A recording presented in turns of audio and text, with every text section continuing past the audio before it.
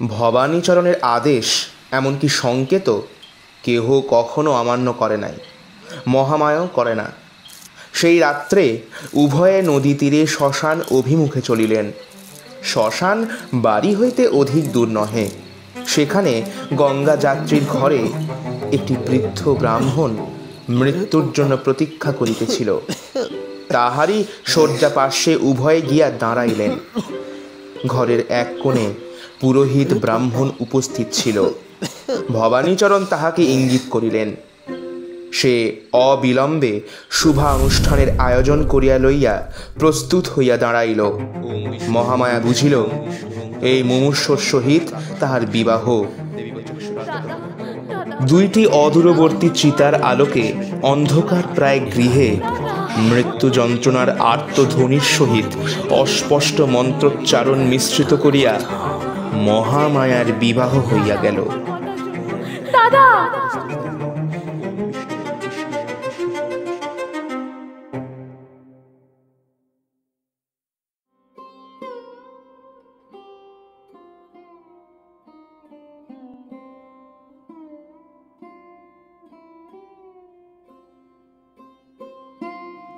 গল্প বলা কাজ অফিসিয়ালে আজ তোমরা শুনছ রবীন্দ্রনাথ ঠাকুরের লেখা একটি ছোট গল্প মহামায়া।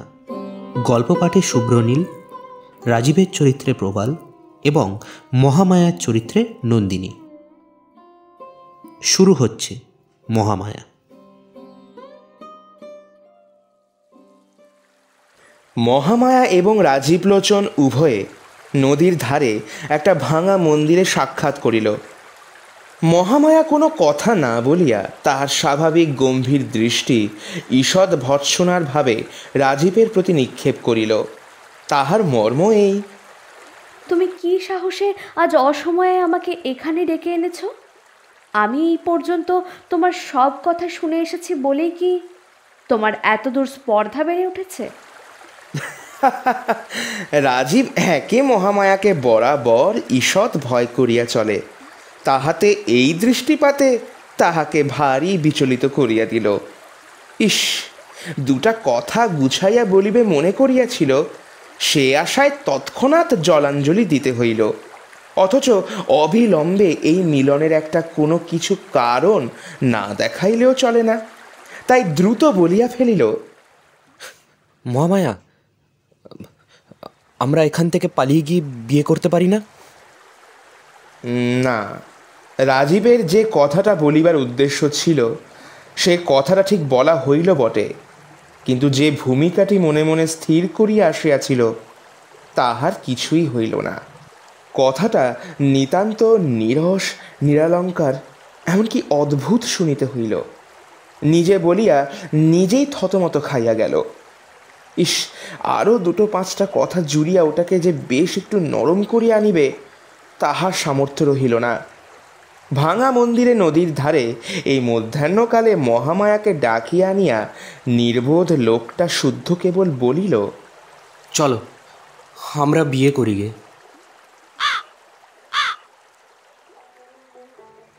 মহামায়ার বাপ নাই, বড় ভাই আছেন। তাহার নাম ভবানীচরণ চট্টোপাধ্যায়। ভাই বোন প্রায় এক প্রকৃতির লোক।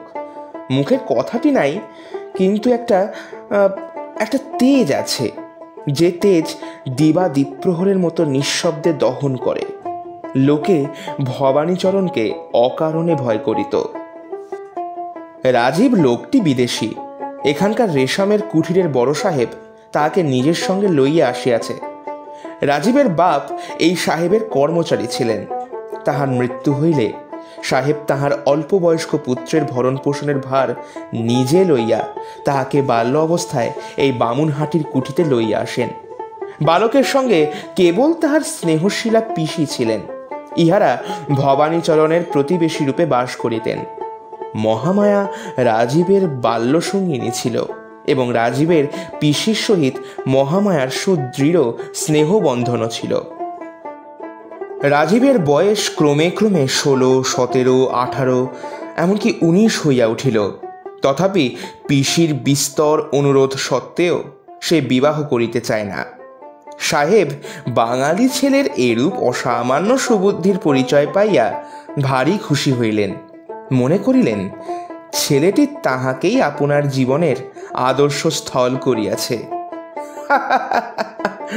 সব থেকে বড় ব্যাপার হচ্ছে সাহেব নিজেও ছিলেন অবিবাহিত। ইতিমধ্যে পিসিরও মৃত্যু ঘটে। এদিকে সাধ্যাতীত ব্যয় ব্যতীত মহামায়ার জন্য অনুরূপ কুলসম্পন্ন পাত্র জোটে না। তাহারও কুমারী বয়স ক্রমে বাড়িতে লাগিল। পাঠক দিগকে বলা বাহুল্য যে পরিণয় বন্ধন যে দেবতার কার্য, তিনি যদিও এই নরনারী যুগলের প্রতি এ যাবৎ বিশেষ অমনোযোগ প্রদর্শন করিয়া আসিতেছেন, কিন্তু প্রণয় বন্ধনের ভার যাহার প্রতি তিনি এতদিন সময় নষ্ট করেন নাই, বৃদ্ধ প্রজাপতি যখন ঢুলিতেছিলেন, যুবক কন্দর্প তখন সম্পূর্ণ সজাগ অবস্থায় ছিলেন। ভগবান কন্দর্পের প্রভাব ভিন্ন লোকের উপর ভিন্নভাবে প্রকাশিত হয়। রাজীব তাহার প্ররোচনায় দুটো চারটে মনের কথা বলিবার অবসর খুঁজিয়া বেড়ায়। মহামায়া তাহাকে এ অবসর দেয় না। তাহার নিস্তব্ধ গম্ভীর দৃষ্টি রাজীবের ব্যাকুল হৃদয়ে একটা ভীতির সঞ্চার করিয়া তোলে। আজ শতবার মাথার দিব্য দিয়া রাজীব মহামায়াকে এই ভাঙা মন্দিরে আনিতে কৃতকার্য হইয়াছে। তাই মনে করিয়াছিল যত কিছু বলিবার আছে আজ সব বলিয়া লইবে।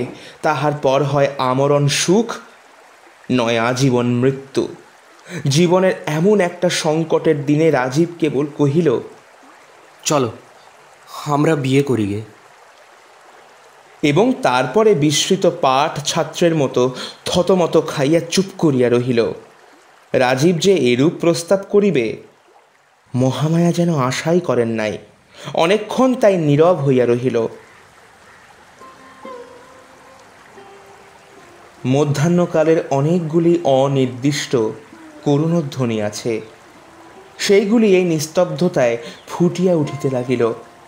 বাতাসে মন্দিরের অর্ধ সংলগ্ন ভাঙা কবাট একবার অত্যন্ত মৃদু মন্দ আত্মস্বর সহকারে ধীরে ধীরে খুলিতে এবং বন্ধ হইতে লাগিল। মন্দিরের গবাক্ষে বসিয়া পায়রা বকম বকম করিয়া ডাকে।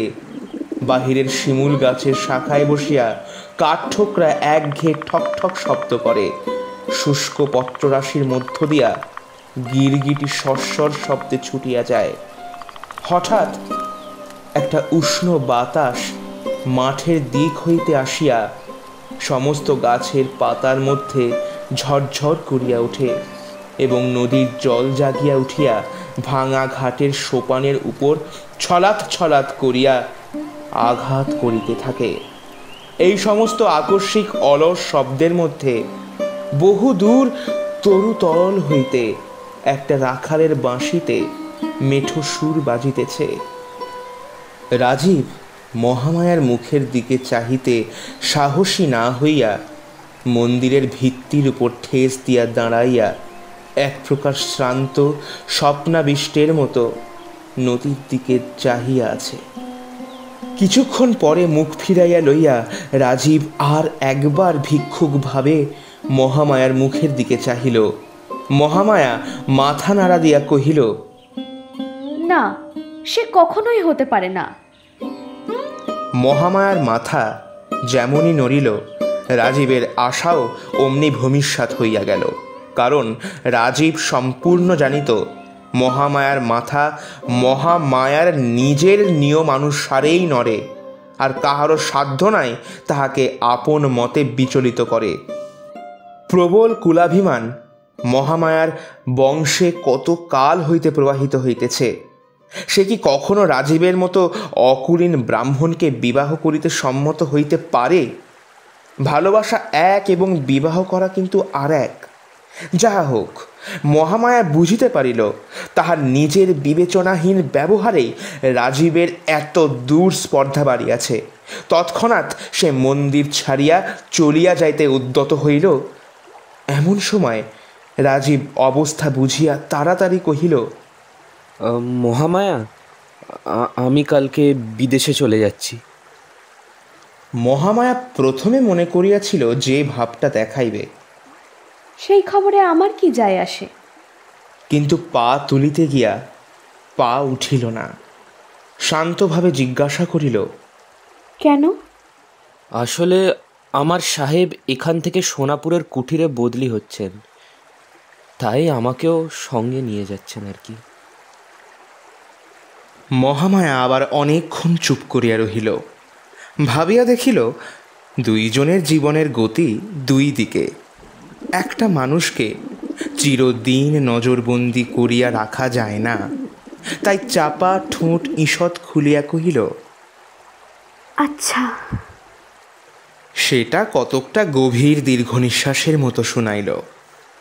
কেবল এই কথাটুকু বলিয়া মহামায়া পুনশ্চ গমনোদ্যত হইতেছে, এমন সময় রাজীব চমকিয়া উঠিয়া কহিল, চাটুজ্জে মশাই। মহামায়া দেখিল ভবানীচরণ মন্দিরের অভিমুখে আসিতেছে। বুঝিল তাহাদের সন্ধান পাইয়াছে। রাজীব মহামায়ার বিপদের সম্ভাবনা দেখিয়া মন্দিরের ভগ্ন ভিত্তি দিয়া লাফাইয়া বাহির হইবার চেষ্টা করিল। মহামায়া সবলে তাহার হাত ধরিয়া আটক করিয়া রাখিল। ভবানীচরণ মন্দিরে প্রবেশ করিলেন। কেবল একবার নীরবে নিস্তব্ধভাবে উভয়ের প্রতি দৃষ্টিপাত করিলেন। মহামায়া রাজীবের দিকে চাহিয়া অবিচলিতভাবে কহিল, রাজীব, তোমার ঘরেই আমি যাব, তুমি আমার জন্য অপেক্ষা করো। ভবানীচরণ নিঃশব্দে মন্দির হইতে বাহির হইলেন। মহামায়া নিঃশব্দে তাহার অনুগমন করিল। আর রাজীব হতবুদ্ধি হইয়া দাঁড়াইয়া রহিল, যেন তাহার ফাঁসির হুকুম হইয়াছে।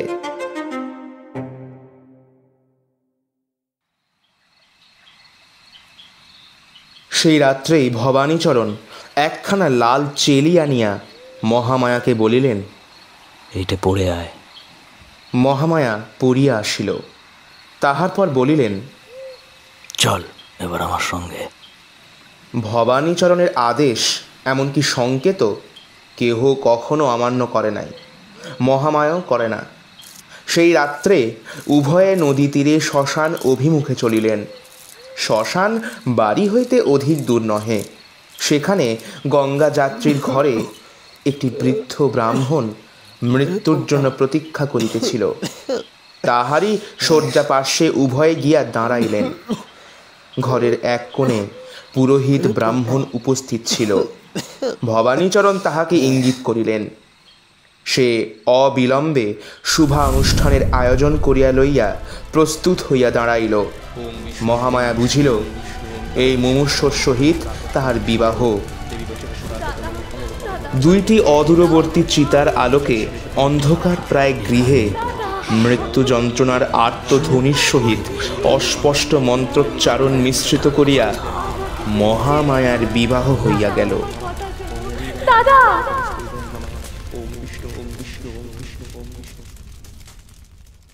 যেদিন বিবাহ তাহার পরদিনই মহামায়া বিধবা হইল। এই দুর্ঘটনায় বিধবা অতিমাত্র শোক অনুভব করিল না, এবং রাজীবও মহামায়ার অকস্মাৎ বিবাহ সংবাদে যেরূপ বজ্রাহত হইয়াছিল, বৈধব্য সংবাদে সেরূপ হইল না। এমনকি কিঞ্চিৎ প্রফুল্ল বোধ করিতে লাগিল। কিন্তু সে প্রফুল্ল ভাব অধিকক্ষণ স্থায়ী হইল না। দ্বিতীয় আর একটা বজ্রাঘাতে রাজীবকে একেবারে ভূপাতিত করিয়া ফেলিল। সে সংবাদ পাইল শ্মশানে আজ ভারী ধুম, মহামায়া সহমৃতা হইতেছে। প্রথমেই সে ভাবিল সাহেবকে সংবাদ দিয়া তাহার সাহায্যে এই নিদারুণ ব্যাপার বলপূর্বক রহিত করিবে। তাহার পরে মনে পড়িল সাহেব আজই বদলি হইয়া সোনাপুরে রওনা হইয়াছে। রাজীবকেও সঙ্গে লইতে চাহিয়াছিল, কিন্তু রাজীব 1 মাসের ছুটি লইয়া থাকিয়া গেছে। তোমার ঘরেই আমি যাব, তুমি আমার জন্য অপেক্ষা করো। সে কথা সে কিছুতেই লঙ্ঘন করিতে পারে না।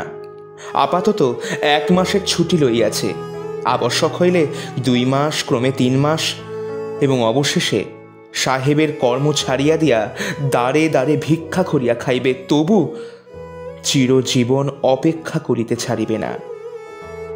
রাজীব যখন পাগলের মতো ছুটিয়া হয় আত্মহত্যা নয় একটা কিছু করিবার উদ্যোগ করিতেছে, এমন সময় সন্ধ্যাকালে মুষলধারায় বৃষ্টির সহিত একটা প্রলয় ঝড় উপস্থিত হইল।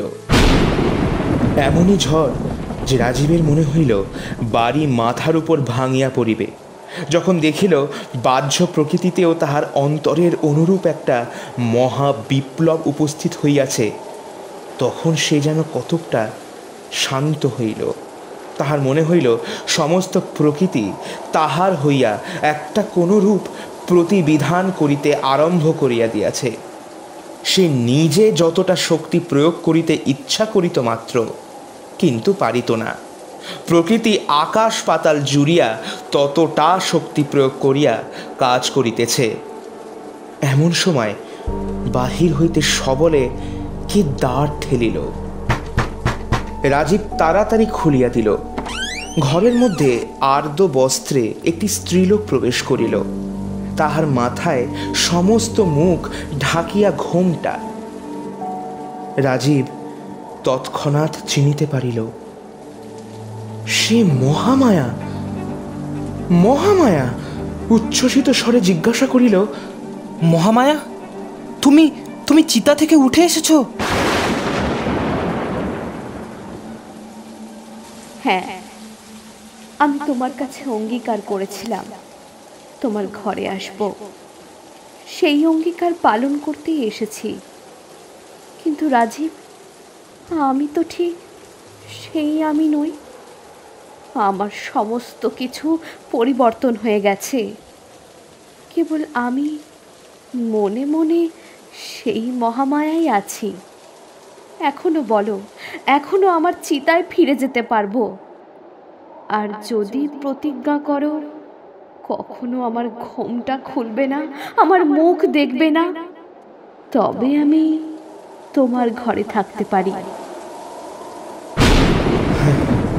মৃত্যুর হাত হইতে প্রাণ ফিরিয়া পাওয়াই যথেষ্ট। তখন আর সমস্ত তুচ্ছ জ্ঞান হয়। রাজীব তাড়াতাড়ি কহিল, মহামায়া, তুমি যেমন করেই থাকতে চাও তুমি থাকো, দয়া করে আমাকে ছেড়ে যেও না। আমি বাঁচবো না, দয়া করে তুমি যেও না, তুমি থাকো। তবে এক্ষুনি চলো, তোমার সাহেব যেখানে বদলি হয়ে গেছে সেখানেই যাই। ঘরে যাহা কিছু ছিল সমস্ত ফেলিয়া রাজীব মহামায়াকে লইয়া সেই ঝড়ের মধ্যে বাহির হইল।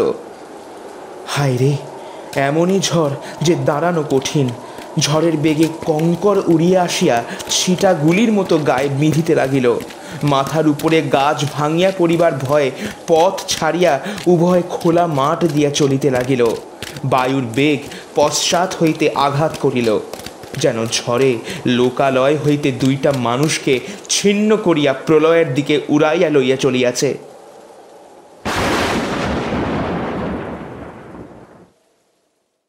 গল্পটা পাঠকেরা নিতান্ত অমূলক অথবা অলৌকিক মনে করিবেন না।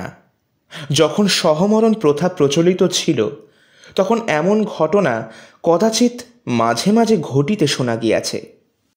মহামায়ার হাত পা বাঁধিয়া তাহাকে চিতায় সমর্পণ করিয়া যথা সময় অগ্নি প্রয়োগ করা হইয়াছিল। অগ্নিও ধু ধু করিয়া ধরিয়া উঠিয়াছে। এমন সময় প্রচণ্ড ঝড় ও মুষলধারে বৃষ্টি আরম্ভ হইল।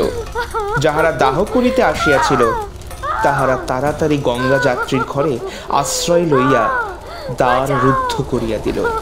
বৃষ্টিতে চিতানল নিবিতে বিলম্ব হইল না। ইতিমধ্যে মহামায়ার হাতের বন্ধন ভস্ম হইয়া তাহার হাত দুটি মুক্ত হইয়াছে। অসহ্য দাহ যন্ত্রণায় একটি মাত্র কথা না কহিয়া মহামায়া উঠিয়া বসিয়া পায়ের বন্ধন খুলিল। তাহার পর স্থানে স্থানে দগ্ধ বস্ত্রখণ্ড গাত্রে জড়াইয়া উলঙ্গ প্রায় মহামায়া চিতা হইতে উঠিয়া প্রথমে আপনার ঘরে ফিরিয়া আসিল। গৃহে কেহই ছিল না, সকলেই শ্মশানে। প্রদীপ জ্বালিয়া একখানি কাপড় পরিয়া মহামায়া একবার দর্পণে মুখ দেখিল। না না, এটা হতে পারে না। দর্পণ ভূমিতে আছাড়িয়া ফেলিয়া একবার কি ভাবিল, তাহার পর মুখের ওপর দীর্ঘ ঘোমটা টানিয়া অদূরবর্তী রাজীবের বাড়ি গেল। তাহার পর কি ঘটিল পাঠকের অগোচর নাই। মহামায়া এখন রাজীবের ঘরে, কিন্তু রাজীবের জীবনে সুখ নাই। অধিক নহে, উভয়ের মধ্যে কেবল একখানি মাত্র ঘোমটার ব্যবধান, কিন্তু সেই ঘোমটাটুকু মৃত্যুর ন্যায় চিরস্থায়ী, অথচ মৃত্যুর অপেক্ষা যন্ত্রণাদায়ক। কারণ নৈরাশ্যে মৃত্যুর বিচ্ছেদ বেদনাকে কালক্রমে অসার করিয়া ফেলে, কিন্তু সেই ঘোমটার বিচ্ছেদটুকুর মধ্যে একটি জীবন্ত আশা প্রতিদিন প্রতি মুহূর্তে পীড়িত হইতেছে। একে মহামায়ার চিরকালই একটা নিস্তব্ধ নীরব ভাব আছে, তাহাতে এই ঘোমটার ভিতরকার নিস্তব্ধতা দ্বিগুণ দুঃসহ বোধ হয়। সে যেন একটা মৃত্যুর মধ্যে আবৃত হইয়া বাস করিতেছে। এই নিস্তব্ধ মৃত্যু রাজীবের জীবনকে আলিঙ্গন করিয়া প্রতিদিন যেন বিশীর্ণ করিতে লাগিল। রাজীব পূর্বে যে মহামায়াকে জানিত তাহাকে হারাইল, এবং তাহার সেই আশৈশব সুন্দর স্মৃতিকে যে আপনার সংসারে প্রতিষ্ঠিত করিয়া রাখিবে, এই ঘোমটাচ্ছন্ন মূর্তি চিরদিন পার্শ্বে থাকিয়া নীরবে তাহাতেও বাধা দিতে লাগিল। রাজীব ভাবিত মানুষে মানুষে স্বভাবতই যথেষ্ট ব্যবধান আছে, বিশেষত মহামায়া পুরাণ বর্ণিত কর্ণের মতো সহজ কবচধারী। সে আপনার স্বভাবের চারিদিকে একটা আবরণ লইয়াই জন্মগ্রহণ করিয়াছে, তাহার পর মাঝে আবার যেন আর একবার জন্মগ্রহণ করিয়া আবার আরও একটা আবরণ লইয়া আসিয়াছে। অহরহ পার্শ্বে থাকিয়াও সে এত দূরে চলিয়া গিয়াছে যে রাজীব যেন আর তাহার নাগাল পায় না। কেবল একটা মায়াগণ্ডির বাহিরে বসিয়া অতৃপ্ত তৃষিত হৃদয়ে এই সূক্ষ্ম অথচ অটল রহস্য ভেদ করিবার চেষ্টা করিতেছে। নক্ষত্র যেমন প্রতি রাত্রি নিদ্রাহীন নির্বিশেষে নত নেত্রে অন্ধকার নিশিথিনীকে ভেদ করিবার প্রয়াসে নিষ্ফলে নিশি যাপন করে, এমনই করিয়া এই দুই সঙ্গীহীন একক প্রাণী কতকাল একত্র যাপন করিল।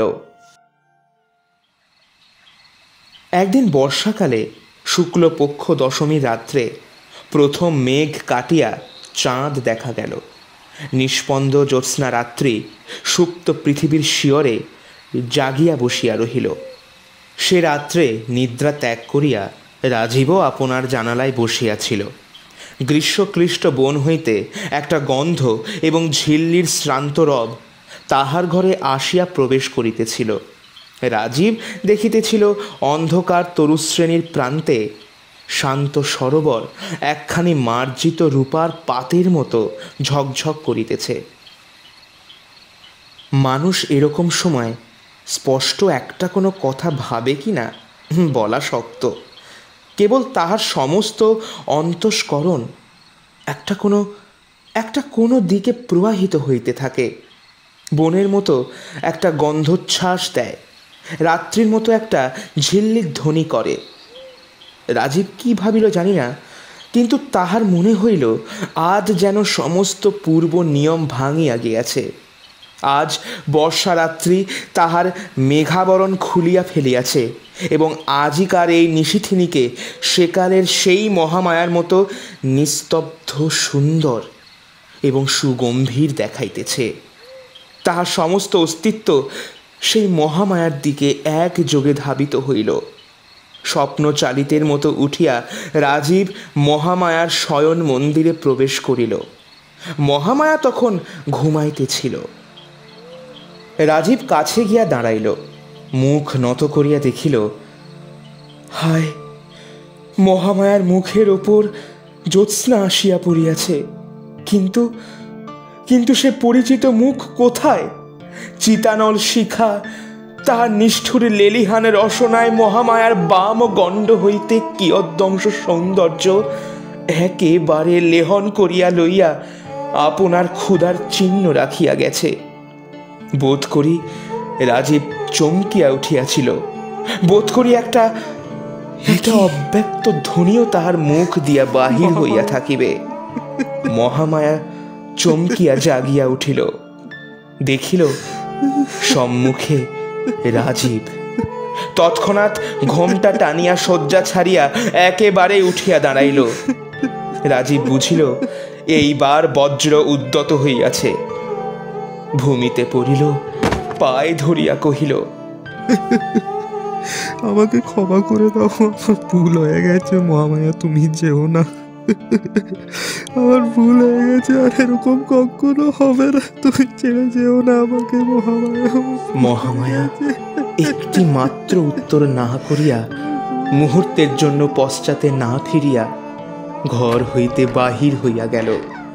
রাজীবের ঘরে আর সে প্রবেশ করিল না। কোথাও তাহার আর সন্ধান পাওয়া গেল না। সেই ক্ষমাহীন চিরবিদায়ের নীরব ক্রোধানল রাজীবের সমস্ত ইহ জীবনে একটি সুদীর্ঘ দগ্ধ চিহ্ন রাখিয়া দিয়া গেল। তোমার ঘরেই আমি যাব, তুমি আমার জন্য অপেক্ষা করো।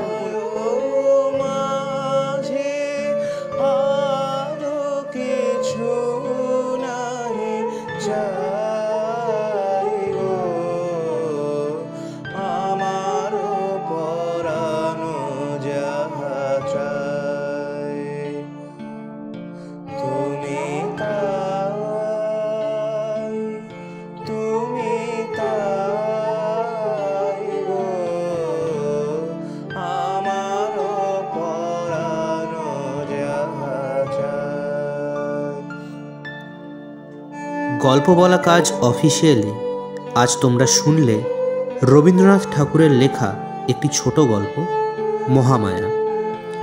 গল্প পাঠে শুভ্রনীল, রাজীবের চরিত্রে প্রবাল, মহামায়ার চরিত্রে নন্দিনী, ভবানীচরণের চরিত্রে অভিক।